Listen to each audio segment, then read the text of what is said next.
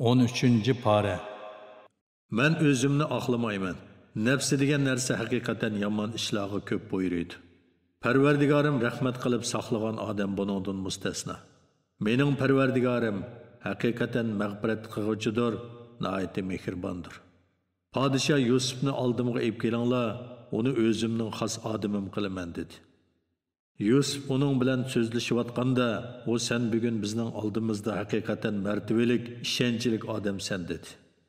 Yusuf meni Misr zaminining xazinalarini boshqarishga qo'ygan, men haqiqatan uni boshqarish yo'llarini biladigan, obdan saqlay oladigan odamman dedi. Biz Yusufni Misr zaminida qolgan joyda turadigan, mamlakatni qolgancha tasarruf qiladigan qilib yerlashtirdik. Qolgan bandalarimizni rahmatimizga erishtiramiz. Yaxshi ish qiluvchilarning ajrini bekor qilib etmaymiz. İman etgan va taqvodorlik qilganlarga oxiratning savobi albatta bu dunyoning ne'matlaridan ortiqdir. Yusufning qarindoshlari kelib, Yusufning qishig'i kirdi. Yusuf ularni tanidi. Ular bo'lsa Yusufni tanimadi. Yusuf ularga ehtiyojli oshliqni tayyorlab bergandan keyin aytdi. Sizlar mening oldimga oti bir ukanglarni, ya'ni Bunyaminni olib kelinglar. Mening oshliqni to'liq o'lchab berayotganligimni va nihoyatda mehmondo'st ekanligimni ko'rmadinglarmi? Agar uni mening oldimga olib kelmasanglar, sizlarga beradigan oshliqim yo'q, mening yenimga yaqin yo'lamanglar. Ular biz uni otasidan so'rab, sening oldinga olib kelishga tirishimiz, biz cho'qim shunday qilamiz dedi. Yusuf xizmatchilariga ularning bizdan oshliq setib olgan mol-mulklarini yuk taqalarining orasiga sepib qo'yinglar. Ular oilasiga qaytib borganda uni tunib qaytib kelishi mumkin dedi. Ular otasining oldiga qaytib borganida, "Ey otamiz, Misrning xazinadori bizga qayta oshliq bermas bo'ldi. Hukmimizni biz bilan birga avatgan, shunda qilsang oshliq ola olamiz, uni biz cho'qim obdan muhofazat qilamiz" dedi. Yaqub ularga aytdi. Onun to'g'risida ilgari sizlarga uning qarindishi, ya'ni Yusuf to'g'risida ishonganimdek ishonamdim. Men sizlarga va sizlarning uni saqlashinglarga ishonmayman. Alloh yaxshi saqlag'uchidir, hammadan mehribondir. Ular yuklarini ochganda, ochliq setib olgan mol-mulklarining o'zlariga qaytarib berilganligini ko'rdi. Ular otamiz, biz buningdan ortiq yana nima talab qilamiz? Bu mol-mulklarimiz bizga qaytarilib berilibdi. Hukmimizni elib yana borsak, oilamizga ochliq olib kelamiz. Hukmimizni muhofazat qilamiz. Bir to'ga ochliqni ortiq olamiz. Bu yana bir to'ga ochliq podshoh uchun ozgina ochliqdir dedi. Yaqub aytdi. Bunyaminni qo'g'dashda hammanglar halok bo'lmasanglar, cho'qim menga qaytarib olib kelishga Allohning nomi bilan qasam qilib chin va'da bermagicha uni sizlar bilan birga avatmayman. Ular yana o'g'illari uning qasam qilib chin va'da bergandan keyin Yaqub bizning aytgan so'zlarimizga Alloh guvohdir dedi. U yana ey o'g'illarim, Misrga hammanglar bir darvozadan kirmay, boshqa darvozalardan kiringlar. Allohning hukmi oldida men sizlardan hech narsani dab qilolmayman. Hukm faqat Allohga xos. Allohga tavakkul qildim, tavakkul qilguvchilar Allohga tavakkul qilsin dedi. Ular otasining buyrug'i bo'yicha boshqa darvozalardan kirganida, bu Allohning hukmi oldida ular uchun hech narsaga dal bo'lmadi. Bu faqat Yaqubning ko'nglidagi umidini ifodaladi xolos. Biz Yaqubga vahiy orqali bildirgan edik. Shunga u keng ilm egasidir, lekin kishilarning to'lisi bilmaydi. Ular yana Yaqubning bolalari Yusufning oldiga kirganda, Yusuf ukasini quchoqladi va men haqiqatan sening qarindishing bo'laman. Ularning bizga qilgan ishlaridan qayg'urmagan dedi. Yusuf ularni ehtiyojli oshliq bilan ta'minlagandan keyin qadahni ukasining yuk ichiga sep qo'ydi. Ondan bir jakochi chiqib, "Ey karvonlar, sizlar cho'qim o'g'ri ekansizlar" deb tovladi. Karvondagilar ularga qarab, "Nemanglarni yo'qitib qo'ydinglar" dedi. Ular podshohning tamg'isi besilgan qadahni yo'qitib qo'ydik. Uni tepib kelgan kishiga mukofot uchun bir to'ga oshliq beriladi. Men buningga kepil dedi. Ular Allohning nomi bilan qasamki, sizlar bilasizlar, biz bu yerga buzg'unchilik qilish uchun kelmadik, biz o'g'ri emasmiz dedi. Ular yana Yusufning xizmatchilari, sizlarning shariatinglarda o'g'rining jazosi nima? Agar qadah yukinglardan chiqib bilib, yolg'onchi bo'lib qolsanglar-chi dedi. Ular uning jazosi yukidan qadah tepilgan odamni qul qilish. Zolimlarga biz shunday jazo beramiz dedi. Ular Yusufning ukasining yukini aqtirishdan ilgari ularning yukini aqtirishga boshladi. Ondan Yusufning ukasining yukidan qadahni tepib chiqdi. Biz Yusufga mushu tadbirni ko'rsatdik. Misr podshohining qonuni bo'yicha Yusuf ukisini elib qololmaydi. Lekin Alloh uning shunday qilishini xohladi. Biz xohlagan odamni Yusufni ko'targandek yuqori darajaga ko'taramiz.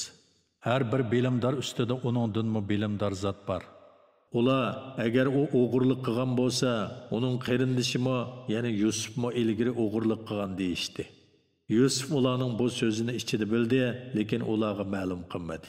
Yusuf ichida sizlarning mavqeinglar eng yomondir.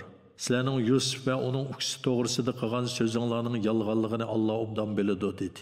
Ular ey oliyjanob zot, uningdan ayrilmaydigan bir qiyratisi bor. Onun o'rniga bizning birimizni ep qolgan, biz seni haqiqatan yaxshilik qiluvchilardan hisoblaymiz dedi. Yusuf, Alloh saqlasin. Narsimizni kimning yukidan topgan bo'lsak, shuni ep qolamiz, bo'lmasa biz cho'qim zolimlardan bo'lib qolamiz dedi. Ular Bunyaminning o'rniga o'z orasidan birsini ep qilishga, Yusufning ma'qul bo'lishidan umidsizlangandan keyin chatrak yerga berib maxfiy maslahatlashdi. Ularning cho'ngi aytdi: Atanglarning sizlardan qasam qildirib va'da olganligini va ilgari Yusuf to'g'risidagi xatolig'inglarni bilamsizlar? Otam menga ruxsat qilmoqcha yoki Alloh men uchun hukm chiqarmoqcha bu yerdan hargiz ayrilmayman. Alloh eng adil hukm chiqaruvchidir. Sizlar qaytib ketib otanglar bilan ko'rishinglar.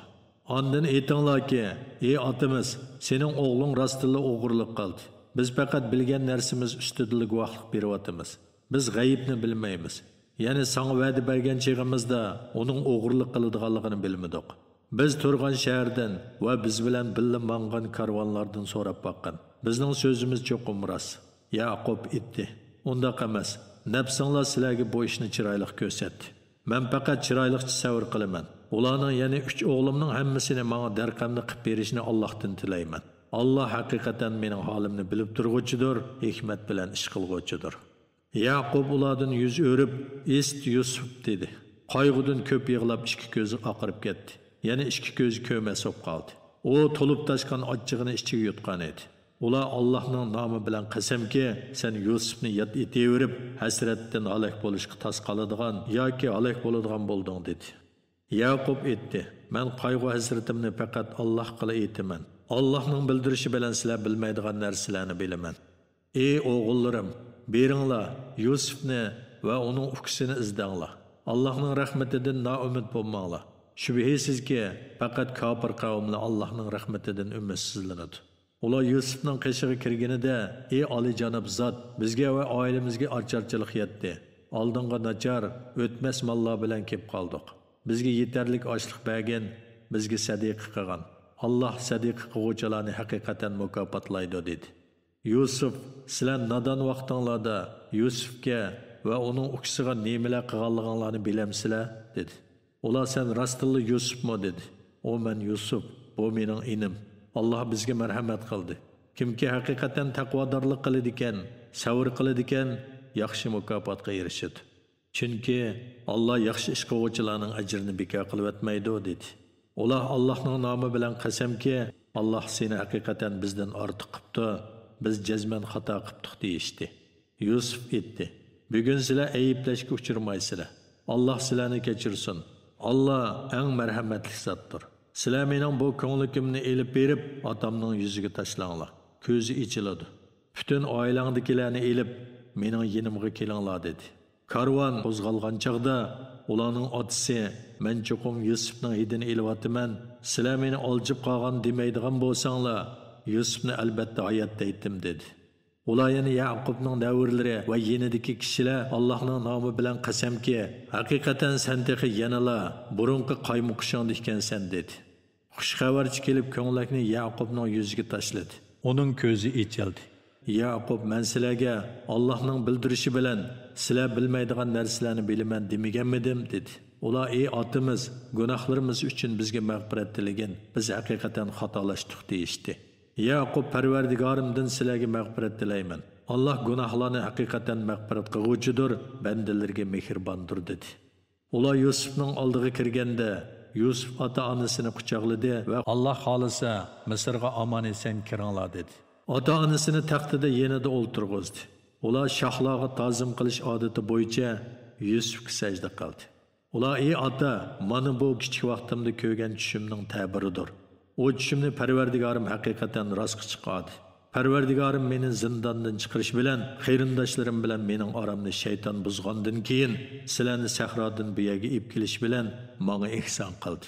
Parvardigorim xolig'ini ishga oshirishga haqiqatan tadbirlikdir. O haqiqatan hammani bilguvchidir, hikmat bilan ish qilguvchidir. Parvardigorim menga haqiqatan podshohlik ato qilding. Tush ta'birini bildirding. Ey osmonlarni va zaminni o'rnaksiz yaratquvchi zot, dunyo va oxiratda mening egamsan.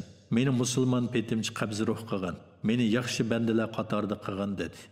Mana bular, ya'ni Yusuf qissasi bir qism g'ayib xabarlar bo'lib, biz uni sana vahiy qildik. Ular yana Yusufning qarindoshlari uningga qarshi chora tadbir tuzib, bir qarorga kelishganda sen ularning yenida yo'q eding. Sen gerçek kishilarning iymon etishiga eris bo'lsangmi, lekin ularning to'lisi iymon etmaydi. Qur'onni tabliğ qilganligingga ulardan hech qanday ajr talab qilmaysan. Qur'on faqat jahon ahli uchun vaz nasihatdir. Osmonlarda va zaminda Allohning qudratining nurg'un alomatlari borki, ular uning yenidan diqqat qilmasdan o'tib ketadi. Ularning to'lisi Allohga sherik keltirib turib ishinadi. Ya'ni Allohni yaratquvchi, rizq berguvchi deb iqro qilish bilan billa boshqa narsalarga cho'qinadi. Ular Allohning azobidan, biror jazoning o'zlariga tushishidan yoki ular sezmasdan qiyomatning tuyuqsiz yetib kelishidan amin bo'ldimi? Aytqinki, bu mening yo'limdir. Kishilarni Allohga da'vat qilaman. Men va menga ergashganlar ro'shan dalilga asoslanamiz. Alloh pokdir, men mushriklardan emasman. Biz sendan ilgari faqat shahar aholisidan bo'lgan erlarni payg'ambar qilib, ularga vahiy qildik. Ular yana payg'ambarlarga chin bitmaguchilar, yer yuzida sayr qilib yurib, o'zlaridan ilgirkilarning oqibatining qandoq bo'lganligini ko'zatmadimi? Oxirat yurti taqvodorlik qilganlar uchun albatta yaxshidir. Sizlar tushunmamsizlar? Hatto payg'ambarlar qavmining iymon etishidan umidsizlangan va qavmi tarafidan yolg'onga chiqarilganligiga jazm qilgan chaqda ularga bizning yordamimiz yetib keldi. Biz qolgan odamlarni qutqizdik. Bizning azobimiz gunohkor qavmdan qaytarilmaydi. Ularning qissasidan aql egilari albatta ibrat oladi. Qur'on yolg'ondan to'qilgan so'z emas. Lekin u o'zidan ilgari nozil bo'lgan samoviy kitoblarni tasdiq qilguvchidir. Hamma narsani inchiki bayon qilguvchidir. Iymon etadigan qavm uchun hidoyatdir va rahmatdir. A'udhu billahi minash shaytonir rojim. Bismillahirrohmanirrohim. 13-sura Rayd. Madinada nozil bo'lgan 43 oyat. Nayt shafqatlik, mehribon Allohning ismi bilan boshlayman. Alif lam mim ra. Bu kitob, ya'ni Qur'onning oyatlaridir. Qur'onda sana Parvardigoring tarafidan nozil qilingan narsalar haqdir. Lekin insonlarning to'lisi uningga, ya'ni Qur'onning Alloh tarafidan nozil bo'lganligiga ishonmaydi. Allah osmonlarni to'ruksiz barpo qildi. Sizlar uni ko'rib turibsizlar. Ondan u arish ustida o'ziga loyiq ravishda qaror oldi. Kun bilan oyni bandalarning manfaati uchun bo'ysundirdi. Ularning har biri muayyan muddatgacha, ya'ni fani dunyoning tugaydigan vaqtigacha sayr qiladi. Allah o'z hikmati va qudrati bilan maxluqotning ishlarini boshqarib turadi.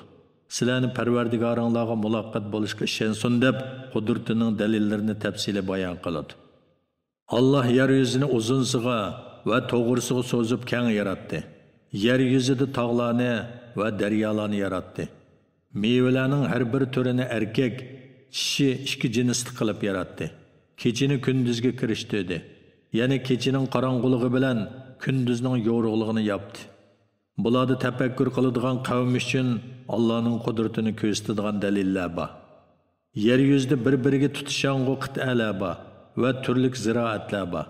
Ko'p shoxli bo'lgan va ko'p shoxli bo'lmagan, bir urug'dan bir qancha tal unib chiqqan, bir urug'dan faqat bir tal unib chiqqan xurmo daraxtlari bor. Ularning hammasi bir xil suv bilan sug'uriladi. Ularning ba'zisini ba'zisidan tamda ortiq qilamiz. Bularda tushunadigan qavm uchun Allohning qudratini ko'rsatadigan nurg'un dalillar bor. Ey Muhammad, agar biror narsadan ajablanadigan bo'lsang, ularning, ya'ni kuffarlarning biz o'lib to'pi bo'lib ketgandan keyin qayta tirilamdiq degan so'zi ajablanishga loyiqdir. Ana shular Parvardigorni inkor qilganlardir. Qiyomat kuni Ani shularning bo'yinlariga taqoqlar selinadi. Ani shular do'zax ahli bo'lib, do'zaxda mangu qolg'uvchilardir. Ular sendan Allohning ihsonidan ilgari azobining chapsonroq tushishini talab qiladi. Ulardan burun Allohning azobiga duchor bo'lgan ummatlar o'tgan. İnsanlar zulm qilsa-mu, Parvardigoring haqiqatan ularni mag'firat qiladi. Parvardigoring gunohlarga cho'mib tavba qilmaganlarni shak shubhasiz qattiq jazolaydi. Kuffarlar nimishqa uningga Parvardigori tarafidan bir mo'jiz nozil bo'lmadi deyishidi. Sen faqat bir ogohlantiruvchi, har qavmning bir hidoyat qilguvchisi bo'ladi. Mo'jizlarga kelsak, o Allohning ilkidagi ish. Her bir hamildar ayolning qursig'idikini Alloh biladi. Ya'ni baxtlikmi, baxtsizmi, umri uzunmi, qisqami, hammasini Alloh biladi. Bachchadonlarning kichiklab ketganligi yoki yo'g'inab ketganligini Alloh biladi. Allohning dargohida hamma narsa o'lchamlikdir. Alloh maxfiy va oshkor ishlarning hammasini bilguchidir, hammadan buyukdir, hammadan ustundir. Sizlarning ishchinglardan yoshirin so'z qilgan, oshkora so'z qilgan, kechasi yoshiringan, kunduzi oshkora yurganlarning hammasi Alloh uchun aytganda o'xshashdir. Har bir odamning oldi-keyinda Allohning amri bo'yicha uni qo'g'daydigan navbatchi farishtalar bor. Har qanday bir qavm o'zining ahvolini o'zgartmagicha, ya'ni Allohning bergan ne'matlarga tuzkorlik qilib, gunohlarga cho'mmagicha Alloh ularning ahvolini o'zgartmaydi. Ya'ni Alloh ularga bergan ne'mat, xotirjamlik va izzat hurmatni elib tashlamaydi. Alloh bir qavmni halok qilmoqchi yoki azoblamoqchi bo'lsa, uningga qarshi turg'ilmaydi. Ularga azobni dafi qiladigan Allohdan boshqa egimi bo'lmaydi. Alloh chaqmoqdan qo'rqitish, yomg'irga umid tug'dirish uchun sizlarga chaqmoqni ko'rsatdi. Qudrati bilan quyuq bulutlarni paydo qiladi. Guldirmama Allohni madiylash bilan tasbih aytadi. Farishtalarmi Allohdan qo'rqib tasbih aytadi. Alloh chaqmoq tushirib, uning bilan o'zi xohlagan odamni halok qiladi. Ular Alloh to'g'risida datalash qilishadi. Allohning tadbiri kuchlidir. Haqiqiy qilingan duo Allohga qartiladi. Ya'ni ixlos bilan qilingan duoni Alloh ijobat qiladi. Kuffarlarning Allohni qo'yib, duolarini qaratgan ma'budlar kuffarlarning hech qanday duosini ijobat qila olmaydi. Ular shundoq bir odamga o'xshaydiki, u og'zimizga suv tushsin deb neridan ikki olqinni suvga qartib ichib turadi. Amaliyotda suv anglamaydigan, his tuyg'usiz narsa bo'lg'achqa, suv hargiz uning og'ziga tushmaydi. Kafirlarning ma'budlarga qilgan duosi butunlay bekordir.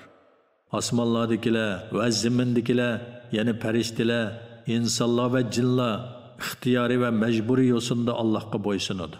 Atdigan oqshomda ularning soyillarimi bo'ysunadi. Ey Muhammad, mushriklarga osmonlarning, zaminning parvardigori kim degan? Ularning parvardigori Alloh degan. Ularga sizlar Allohni qo'yib o'zingizlarga foyda ziyon yetkazolmaydigan ma'budlarni Allohga sherik qilib oldinglarmi degan. Ko'r ya'ni kofir bilan ko'zi ko'rdigan odam ya'ni mu'min barobar bo'lamdi yoki qorong'ulik ya'ni gumrohlik bilan nur ya'ni hidoyat barobar bo'lamdi degan. Ular Alloh yaratganga o'xshash qandaqdir mahluqotlarni yaratgan ma'budlarni, butun mahluqotni yaratgan Allohga sherik qilib olib, Allohning yaratgani bilan ma'budlarning yaratganini ayirmay qoldimi? Allah her narsani yaratquchidir. Allah birdir, hammaga g'olibdir. Allah osmondan yomg'ir yog'dirdi.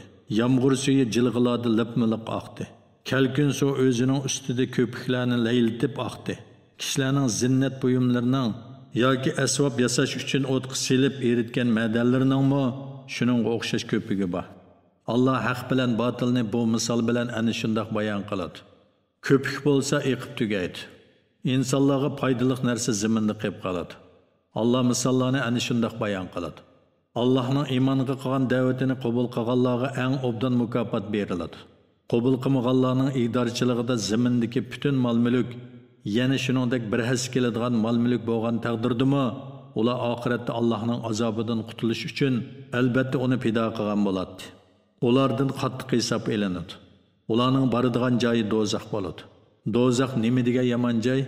Ey Muhammad, Parvardigoring tarafidan sana nozil qilingan narsaning haq ekanligini biladigan odam, haqni ko'rmaydigan dili ko'r odam bilan o'xshash bo'lamdi.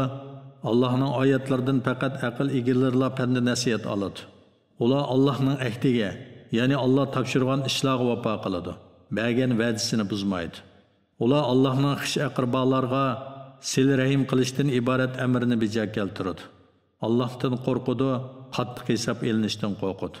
Parvardigoringning roziligini ko'zlab, yetgan kulfatlarga sabr qilganlar, farz namozni ado qilganlar, biz rizq qilib bergan mol-mulkdan Alloh yo'lida yo'shirun va oshkor yo'sinda sarf qilganlar va yaxshiligi orqali yomonlikni dafi qilganlar, ya'ni yomon ish qilib qolsa, orqadan yaxshi ish qildiganlar, yomonlik qiluvchilarga kang qo'saq bo'lib, yaxshi munosabatda bo'ladiganlar, ana shularning oxiratligi yaxshi bo'ladi. Ular mangu turadigan jannatga kiradi. Ularning otilari, xotinlari va avlodining ichidagi yaxshilarmi jannatga kiradi. Farishtalar ularni muboraklash uchun jannatning har bir darvozasidan kiradi. Farishtalar u dunyoda sabrni do'st tutganliginglar uchun sizlarga omonlik bo'lsin. Oxiratlikning yaxshi bo'lishi nima degan obdan deydi. Allohga bergan va'dasini mustahkamlagandan keyin buzganlar, Allohning sil rahim qilishidan iborat amrni tutmaganlar, yer yuzida buzg'unchilik qilganlar, ana shular la'natga duchor bo'ladi va ularning oxiratligi yomon bo'ladi. Allah o'zining hikmatiga asosan xohlagan odamning rizqini keng qiladi va xohlagan odamning rizqini tor qiladi. Mushriklar dunyo tirikchiligiga xush bo'lib ketdi. Dunyo tirikchiligi oxiratga qaraganda o'tkinchi bahramon bo'lishdir. Kuffarlar nimishqa uningga Parvardigoridan Musoning va Isoning mo'jizasidek bir mo'jiza kelmadi deydi. Ey Muhammad, ish Allohning ilkida, mening ilkimda emas. Allah haqiqatan xohlagan odamni gumroh qiladi, tavba qilganlarni hidoyat qiladi degan. Tavba qilganlar iymon etganlar bo'lib, ularning dillari Allohni yod etish bilan arom topadi. Bilinglarki, dillar Allohni yod etish bilan arom topadi. Iymon etgan va yaxshi amallarni qilganlar xushallikqa, go'zal qarorgohga erishadi. Ey Muhammad, biz sana vahiy qilingan kitobni ularga o'qib berishing uchun sendan ilgari payg'ambarlarni avatgandek seni shundoq bir ummatga avatdikki, uningdan burun nurg'un ummatlar o'tgan. Halbuki ular yana mushriklar marhamatlik Allohni inkor qilmoqda. Ey Muhammad, bu mushriklarga aytqinki, u mening Parvardigorimdir. Uningdan boshqa hech ma'bud barhaq yo'qdir. Uningga tavakkul qildim va uning dargohiga qaytaman. Mubodi bir Qur'on ya'ni kitob bo'lib, u tilovat qilinish bilan tog'larga yuklanadigan yoki yer yeriladigan va yoki o'liklar so'zlaydigan bo'lgan taqdirdimi, ular cho'qim iymon etmaydi. Hamma ish Allohning ilkididir. Agar Alloh xolisa, insonlarning hammasini jazman hidoyat qiladiganligini mu'minlar bilmadimi? Islom dinining g'alaba qilishidan iborat. Allohning va'dasi amalga oshganga qadar kofirlar o'z qilmishlari tufaylidan hamon turli balolarga duchor bo'ladi. Yoki balo ularning yurtiga yaqin bir joyga tushadi. Alloh va'dasiga albatta xiloflik qilmaydi. Sendan ilgari o'tgan nurg'un payg'ambarlar haqiqatan masxir qilindi. Kofirlarga berilgan azobni bir muddat kechiktirdim. Ondan ularni jazoladim. Ularga bergan jazoim qanday ekan? Har bir kishining qilgan amalini ko'zitib turg'uvchi Alloh butlarga o'xshamdi. Ular butlarni Allohga sherik qildi. Ularga butlarning nomlarini atab beqinglar. Yer yuzida Alloh bilmaydigan narsalar bordek, sizlar ularni Allohga aytib beralamsizlar yoki quruq gumon bilan ularni Allohning sheriklari deb atamsizlar degan. Balki kofirlarga ularning kufri chiroyli ko'rsatildi. Ular to'g'ri yo'ldan ma'ni qilindi. Alloh gumroh qilgan odamga hech qanday hidoyat qiluvchi bo'lmaydi. Ular bu dunyoda azobga duchor bo'ladi. Oxiratning azobi texmi qattiq bo'ladi. Ularni Allohning azobidan saqlag'uvchi bo'lmaydi. Taqvodorlar va'da qilingan jannatning sifati shuki, uning ostidan o'stanglar eqib turadi. Uning mevalari tugamaydi. Hamisha soy tushib turadi. Ana shu taqvodorlarning oqibat boradigan joyidir. Kofirlarning oqibat boradigan joyi do'zaxdir. Ey Muhammad, biz kitob ya'ni Tavrat va Injil nozil qilganlar sana nozil qilingan Qur'ondan shatlanadi. Sana qarshi ittifoq tuzganlarning orasida haqligini bilib turib gadankashligidan Qur'onning ba'zi joylarini inkor qiladiganlarmi bor. Ey Muhammad, men faqat yolg'iz Allohga ibodat qilishga, Allohga hech narsani sherik keltirmaslikka buyurildim. İnsanlarni Allohga ibodat qilishga da'vat qilaman, Allohning dargohiga qaytaman degan. Shuningdek, ya'ni o'tgangi payg'ambarlarga o'z tilida kitob nozil qilganimizdek, Qur'onni arab tilida kishilarning orasida chiqarishga hukm qilib nozil qildik. Sen ilmga ega bo'lib turib, ularning ya'ni ahli kitobning nafs xohishlariga ergishib ketadigan bo'lsang, sana hech qanday yordam berguvchi va seni Allohning azobidan saqlag'uvchi bo'lmaydi. Biz sendan ilgari haqiqatan nurg'un payg'ambarlarni avatdiq. Ularga xotullar va bolalar berdik. Har qanday payg'ambar Allohning iznisiz mo'jiz keltirolmaydi. Har bir vaqtning o'ziga munosib hukmi bo'ladi. Allah ahkamlardan xolg'inni bekor qiladi, xolg'inini o'z joyida qoldiradi. Lavhul Mahfuz Allohning dargohidadir. Ularga biz va'da qilgan azobning ba'zisini sana ko'rsatsakmi, ya'ni sening hayot vaqtingda nozil qilsakmi, yoki seni mushriklarga azob kelishdan burun qabzruh qilsakmi, sening mas'uliyating faqat tabliq qilishdir. Bizning mas'uliyatimiz hisob elishdir. Ularning yerini cho'risidan taraytib berayotganligimiz, ya'ni kuffarlarning zaminini qadam-qadam fath qilib, islom yurtiga qo'shayotganligimizni ular, ya'ni mushriklar ko'rmayotamdi. Allah xohlagancha hukm qiladi. Allah'ның hükümüge hiç kişi qarşı durammaydı. Allah tez hesap ağuçudur. Ular yani Quraysh kafirlerden ilgiri ötkenlermi peygamberlerge hili-mikir işletken edi. Ularning hili-mikirini berbat qiladigan yoshirun tadbirlarning hammasi Allah'ның ilkididir. Allah her bir kişinin qilayotgan yaxshi yomon amallarini bilib turadi. Kafirlar azobni ko'rganda kimning oxiratligining yaxshi bo'ladiganligini biladi. Ey Muhammad, Makka kuffarlari, sen payg'ambar emassan deydi. Aytqinki, rastlig'imga sizlar bilan mening o'ttiramda Allohning guvohligi va Allohning kitobini biladiganlar, ya'ni ahli kitob o'limalaridan iymon etganlarning guvohligi yetarlikdir. A'udhu billahi mineşşeytanirracim. Bismillahirrahmanirrahim. 14-sura İbrahim. Mekkede nazil bo'lgan 52 oyat. Nayt şefqatlik, mehribon Allohning ismi bilan boshlayman. Alif Lam Ra. Bu Qur'on shundoq kitobdirki, ey Muhammad, uni sana kishilarni Parvardigoringning izni bilan qorong'ulikdan, ya'ni kufrdan yo'g'riqlikqa, ya'ni iymonga chiqarishing uchun g'olib, madihlangan Allohning yo'liga boshlashing uchun nozil qildik. Osmonlardagi va zamindagi hamma narsa Allohning mulkidir. Qattiq azobdan kofirlarga voy. Ular bu dunyoni oxiratdan ortiq ko'radi. Kishilarni Allohning yo'lidan, ya'ni islom dinidan to'sidi. Allah'ның yolunun əgir buluşunu tilaydı. Ular haqdan yiroq bo'lgan gumrohlikdadir. Qandaqlı bir payg'ambarni avatayli, onu biz öz qavmiga Allah'ның shariatini bayon qilish uchun faqat öz qavmining tili bilan so'zlaydigan qilib avatdik.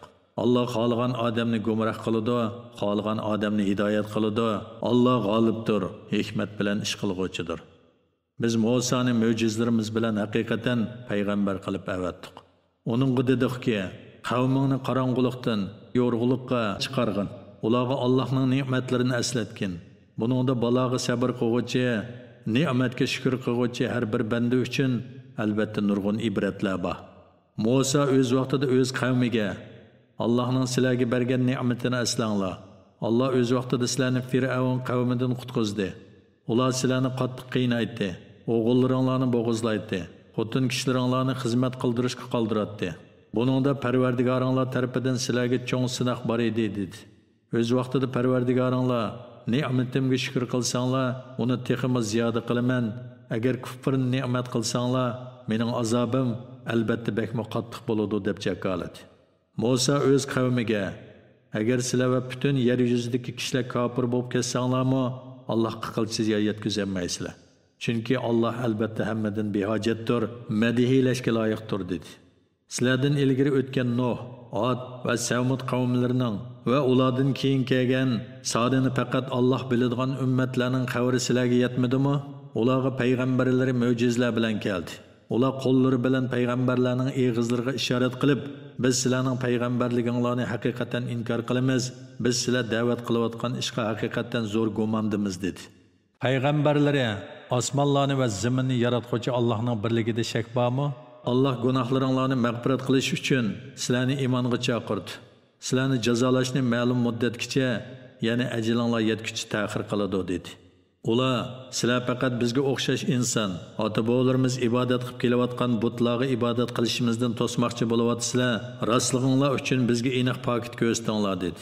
Payg'ambarlar ularga, biz faqat sizlarga o'xshash insonmiz, lekin Alloh bandalaridan xohlagan kishilarga payg'ambarlikni marhamat qiladi. Allohning iznisiz sizlarga hech qanday pokit ko'rsatmaymiz. Mu'minlar hamma ishda yolg'iz bir Allohga tavakkul qilsin, ya'ni hamma ishlarni Allohga topshirsin. Allah bizni Allahni tanıydigan yo'llarimizga yetaklagan tursa, nimishqa Allohga tavakkul qilmayli? Bizga yetkizgan arziyatlaringlarga albatta sabr qilamiz. Tavakkul qiluvchilar faqat Allohga tavakkul qilsin dedi.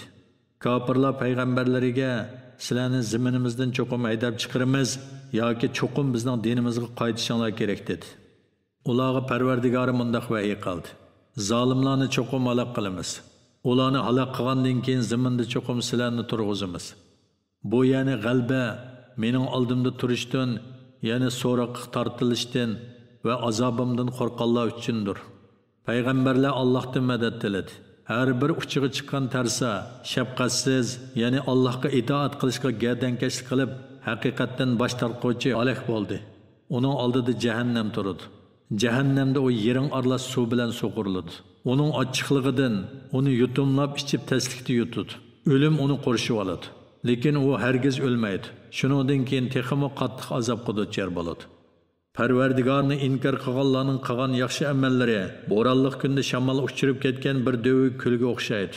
Kofirlar bu dunyoda qilgan yaxshi amallari uchun ozroq savobga erishamaydi. Bu cho'nqur ezishdir, ya'ni cho'ng ziyondir. Osmonlarni va zaminni Allohning haq asosida yaratganligini, ya'ni bekor yaratmaganligini ko'rmadingmi? Agar Alloh xolasa, ey insonlar, sizlarni yo'q qilib etib, o'rningizga sizlardan yaxshi yangi odamlarni yaratdi. Bu Allohga qiyin emas. Ular yana xaloyiqlarning hammasi qiyomat kuni qabrlardan chiqib Allohga muloqot bo'ladi. Ojizlari, ya'ni agashguvchilari mutakabbirlariga, ya'ni agashtirguvchilariga shubhisizki biz sizlarning agashguvchinglar edik. Sizlar bizga bo'layotgan Allohning azobidan azroq tabiy qila olamsizlar deydi. Ular Allah bizni hidoyat qilgan bo'lsa edi, biz albatta sizlarni hidoyat qilatdik. Biz mayli noli faryod qilayli, mayli savr qilayli, baribir o'xshash. Bizga hech qanday qochadigan joy yo'q deydi. Ish bitganda shayton Allah haqiqatan sizlarga itoat qiluvchini mukofotlash, osiylik qiluvchini jazolashdan iborat ras va'dini qilgan edi. Va'dasiga vafo qildi. Men sizlarga o'lgandan keyin tirilish, savob, jazo deganlar yo'q deb yolg'on va'da qilgan edim. Va'damga xiloflik qildim. Sizlarga mening kufrga, gunohga zo'rlig'idek hukmronligim bo'lgani yo'q. Men sizlarni faqat gumrohlikka da'vat qildim. Sizlar da'vatimni qabul qildinglar, shuning uchun meni ayblamanglar. O'zinglarni ayblanglar. Men sizlarga yordam berib, sizlarni qutqizolmayman. Sizlar menga yordam berib, meni qutqizolmaysizlar. Men sizlarning burun meni Allohga ibodatda sherik qilganliginglarni e'tirof qilmayman. Shubhisizki zolimlar cho'qim qattiq azobga duchor bo'ladi deydi. Iymon etgan va yaxshi amallarni qilganlar Parvardigorining izni bilan ostidan o'stanglar eqib turadigan jannatlarga kiradi. O jannatlarda mangu qoladi. Farishtalar ularni hurmatlab, sizlarga omonlik bo'lsin deb salom beradi. Allohning bundoq bir tamsil ko'rsatganligini ko'rmadingmi? Kalima tayyiba, ya'ni yaxshi so'z, iymon kalimasi, yiltizi yerning ostida bo'lgan, shexi osmonga taqashgan, Parvardigoringning izni bilan vaqt-vaqtida meva berib turadigan esil daraxtga o'xshaydi. Allah kishilarga vaz nasihat olsin deb ularga nurg'un tamsillarni keltiradi. Yomon so'z, ya'ni kufr kalimasi, zamindan qo'mirib tashlangan, hech qanday qarori yo'q nachar daraxtga o'xshaydi. Allah mu'minlarni mustahkam iymon bilan dunyo va oxiratda mahkam turg'izadi. Allah zolimlarni gumroh qiladi. Allah xolig'ini qiladi. Allohning bergan ne'matiga kufrlik qilgan va o'z qavmini ozdirish bilan halokat mavqasiga tushirib qo'yganlarni ko'rmadingmi? Halokat mavqasi jahannamdirki, ular jahannamga kiradi. U nima degan yomon joy? Ular kishilarni Allohning yo'lidan, ya'ni islom dinidan ozdirish uchun Allohga nurg'un sheriklarni paydo qilib oldi. Ularga dunyoning ne'matlaridan bahramand bo'linglar, shubhisizki sizlarning boradigan joyinglar do'zaxdir degan. Mu'min bandalarimga aytqinki, ular namozni ado qilsin. Oldi satdimi, do'stlikmi bo'lmaydigan kun, ya'ni qiyomat kuni kelishdan burun biz ularga bergan mol-mulkdan yo'shirin va oshkora yo'sinda sadaqa qilsin. Alloh osmonlarni va zaminni yaratdi. Bulutdan yomg'ir yog'dirib berdi. Yomg'ir suvi bilan sizlarga rizq, nurg'un mevalarni o'stirib berdi. Alloh sizlarga o'z amri bo'yicha dengizda qatnaydigan kemalarni bo'ysundirib berdi. Sizlarga daryolarni bo'ysundirib berdi. Sizlarga oy bilan kunni tartibli davr qilib turadigan qilib bo'ysundirib berdi. Sizlarga kecha bilan kunduzni bo'ysundirib berdi. Alloh sizlarga so'rgan narsalaringlarning hammasini berdi. Sizlar Allohning ne'matlarini sanab tugatolmaysizlar. İnsan shak shubhisizki zulm qilg'uchidir. Allohning ne'matlariga kufrlik qilg'uchidir. O'z vaqtida İbrahim aytdi: Parvardigorim, bu joyni, ya'ni Makkani tinish joy qilib bergin. Meni va mening avlodlarimni butlarga cho'qinishdan yiroq qilgin. Parvardigorim, ular ya'ni butlar nurg'un kishilarni ozdirdi. Ya'ni nurg'un kishilarning ezishiga sababchi bo'ldi. Kimki menga agashgan ekan, u mening dinimdadir. Kimki menga osiylik qilgan ekan, sen albatta uningga mag'firat qilishga va marhamat qilishga qodirsan. Parvardigorimiz, avlodimning bir qismini namoz o'qisin, ya'ni sana ibodat qilsin deb sening hurmatlik uyingning qishidagi ekinsiz bir vodiga, ya'ni Makkaga o'rlashtirdim. Parvardigorimiz, bir qism kishilarning dillarini ularga moyil qilgin. Ularni shukr qilsin deb turli mevalarni ularga rizq qilib bergin. Parvardigorimiz, sen bizning yoshirun va oshkor qilganlarimizni bilib tursan. Osmon zimindagi hech narsa Allohga maxfiy emas. Jimi hamdi sana yaşang'inimda menga Ismoil bilan Ishoqni bergan Allohga xosdir. Parvardigorim, haqiqatan duoni anglab turg'uchidir. Ya'ni duo qilg'uchining duosini ijobat qilg'uchidir. Parvardigorim meni va bir qism avlodimni namozni ado qilg'uchi qilgin. Parvardigorimiz, duoyimizni qabul qilgin. Parvardigorimiz, hisob oladigan kunda, ya'ni qiyomat kunida menga, ota-onamga va mu'minlarga mag'firat qilgin. Zalimlarning qilmishlaridan Allohni bexabar deb o'ylamagin. Alloh ularni jazolashni, ya'ni shu kunning dashtidan ko'zlar chekchiyib qoladigan kungacha, ya'ni qiyomat kunigacha kechiktiradi. Bu kunda ular boshlarini ko'tarib, olg'a qarab chopadi. Ko'zlari ichilib qoladi. Tangir qolganlikdan dillari aql idrokdan xoli bo'lib qoladi.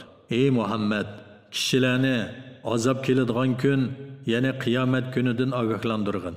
Bu kunda zolimlar, Parvardigorimiz bizga qisqagina vaqt muhlat bergin, ya'ni dunyoga qaytirgin, da'vatingni qabul qilayli, payg'ambarlarga agishayli deydi. Ularga sizlar ilgari biz hargiz yo'qolmaymiz deb qasam ichmaganmidinglar deyiladi. O'zlariga zulm qilganlarni halok qilganimizdan keyin sizlar ularning joylarida turdinglar. Ularning joylaridan ibrat olsanglarchi, ularni qanday jazolaganligimiz sizlarga aniq ma'lum bo'ldi. Sizlarga nurg'un misollarni keltirdik. Ular haqiqatan payg'ambarlarga va mu'minlarga mikr ishlatdi.